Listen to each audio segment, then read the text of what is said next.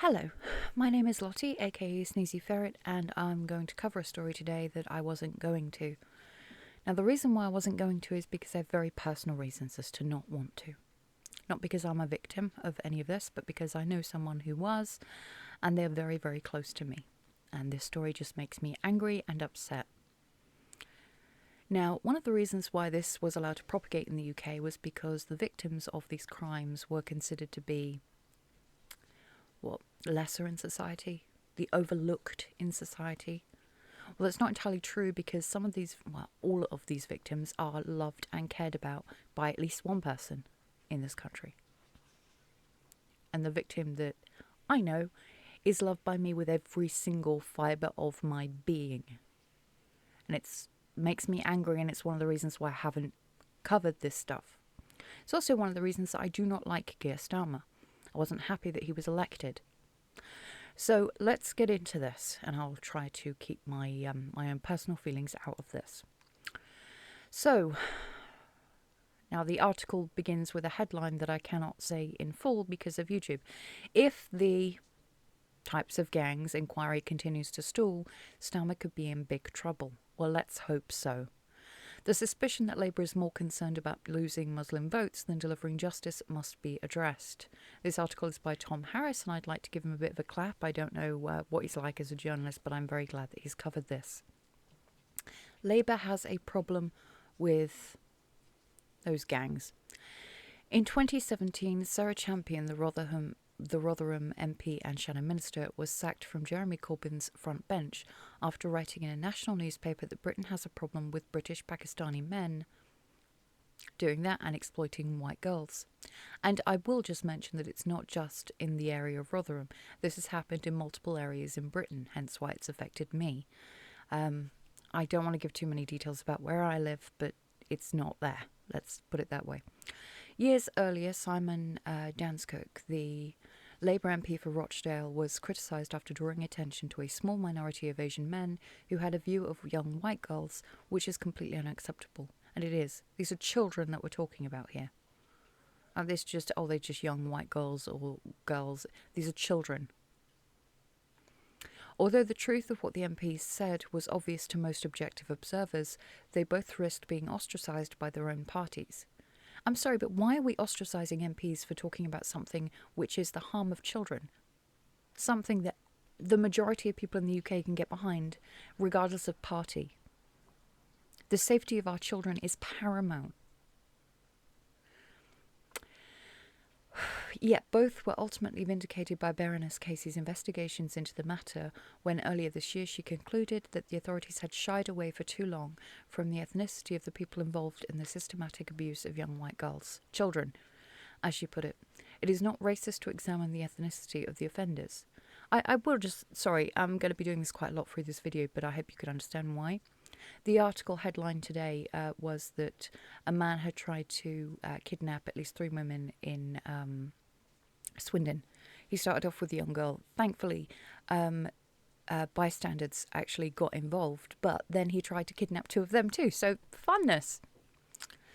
Lady Casey said she found evidence of overrepresentation of Asian and Pakistani heritage men among suspects in local data, not just local data.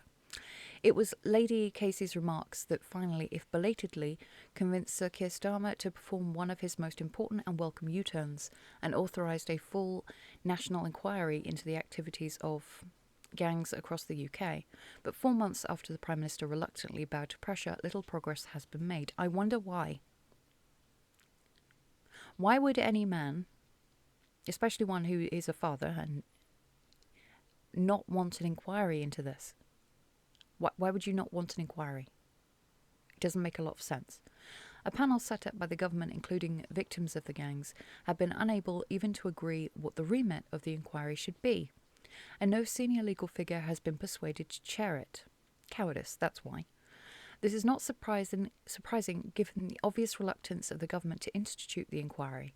Any senior judge or lawyer would be nervous about the level of political support they would receive during the inquiry, and in the crucial period afterwards when they might expect their recommendations to be implemented. I'm sorry, but as for when it comes to public opinion, any MP who decides to chair this committee would just be clapped, okay? You would be loved by the majority.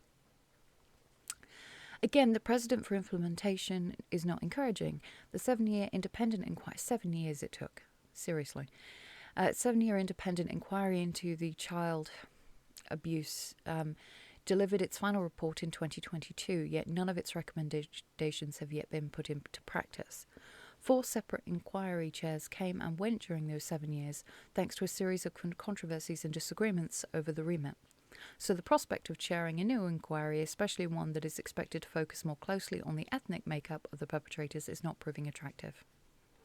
No, because Labour would then have to admit that they've allowed into the country illegally, and not just Labour but Conservatives too, that they've allowed more people into the country illegally, people who may even have done this previously in their own country and we wouldn't even know about it. I probably shouldn't be making this video. All of which presents a serious problem for Sir Keir and Jess Phillips. Well, not if he doesn't want it done. In fact, it's quite good for him if he doesn't want it done. His safeguarding minister. Having initially rejected the idea of a national inquiry that would look specifically at the allegations that men of South Asian origin were overrepresented among the perpetrators, they exposed themselves to suspicions that they were seeking to protect an important electoral demographic at the expense of the young white girls who were the gang's victims. Again, no, let's change that. Not young white girls, children. Now they have conceded an inquiry, it must be pursued vigorously and launched as soon as possible, primarily to deliver justice at last for the victims. Labour will pay a heavy electoral price if they're seen to further delay the process. One of the sticking points reported to be causing delays is whether cases of child abuse beyond those carried out by the gang should be in the inquiry's remit. Yeah, lock them all up. I don't care. Colour of their skin, wherever they came from, I don't care. If you hurt children, no sentence is too heavy, let's just put it that way. Ministers should resist this, for it would be accurately interpreted as an attempt to water down the purpose of the new inquiry. Yeah, true. To ascertain the degree to which Pakistani men took part in the gang's crimes, and the extent to which local council officials, politicians and even police officers were complicit in hiding these crimes to preserve inter-community relations. Now, the one thing I will say is that the police in the case that I find very personal to me were excellent. And they set up a lot of aftercare for said person. They were given counselling and everything, which was desperately needed. So I can't comment on the police forces which are local to what is being discussed directly, but I can state that the local police, to me, were very helpful. The second part of the remit must be a key part of any inquiry. It is vital to know not only the extent to which local officials were complicit in torture and exploitation of young girls considered to be white trash by so many who should have known better, but who those officials were. Again, these are children. Just as the inquiry into Bloody Sunday resulted in the attempted prosecution of a number of British soldiers involved in the killing of civilians in Londonderry in 1972, so the new national inquiry into child gangs must examine and identify every individual whose actions or inactions emboldened them to continue their twisted activities. It's not having any respect or holding the children of this nation to any standard. To do otherwise, to settle for a lessons learned approach with no examination of individuals' behaviour would be another betrayal of the victims. Do ministers understand this? Can they perceive the dangerous mistrust and cynicism that greets every statement that seeks to excuse yet more delays in setting up the inquiry? The suspicion that Labour ministers are more concerned about losing their Muslim voter base than they are about delivering justice to these gangs' victims must be addressed seriously by the likes of Miss Phillips, and not dismissed out of hand as some kind of outrageous calumny. The nation is watching and ministers must act. Again, clap for the guy who wrote this, because so few were actually admitting, or let's say speculating on why Labour might be delaying this. I made it clear I don't like Keir Starmer, I don't. The truth is, I don't like any politician who sees this and is such a coward, even though they have put themselves in their position. They have chosen that this be their career. And yet they continuously ignore something which everybody cares about. This was allowed to go on for way too long. And it's still going on. These crimes are still happening today. Like it or not. It hasn't stopped. And it seems that the people who put themselves in these positions, again, they chose their careers, care more about votes, obviously, I guess, than they do about these childhoods that were stolen and lives that were decimated, ripped apart.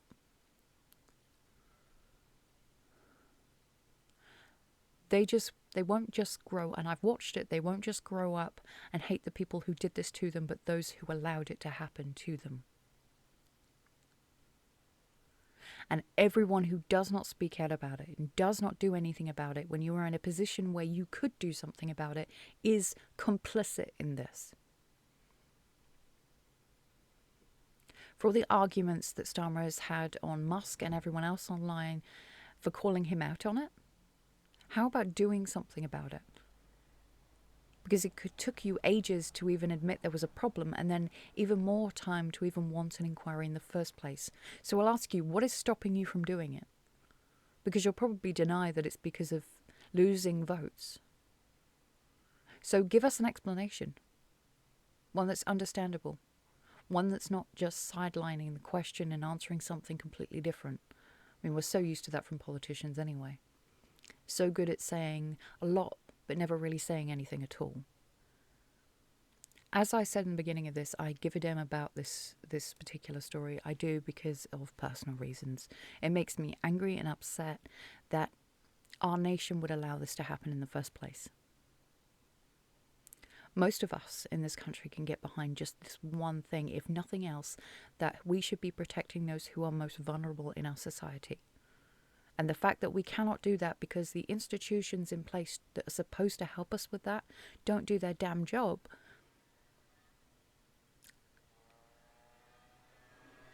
What are we supposed to do? I suppose at least it starts with calling it out and speaking about it, which is the reason why I'm making this video. I was starting to get angry at myself for not talking about it. So yeah, not a happy video, but let's actually start putting pressure on our government. Any government, any politician, regardless of party, they should be making this their number one priority. That simple. Say goodbye to everyone, have a lovely day, and I'll see you on the next video.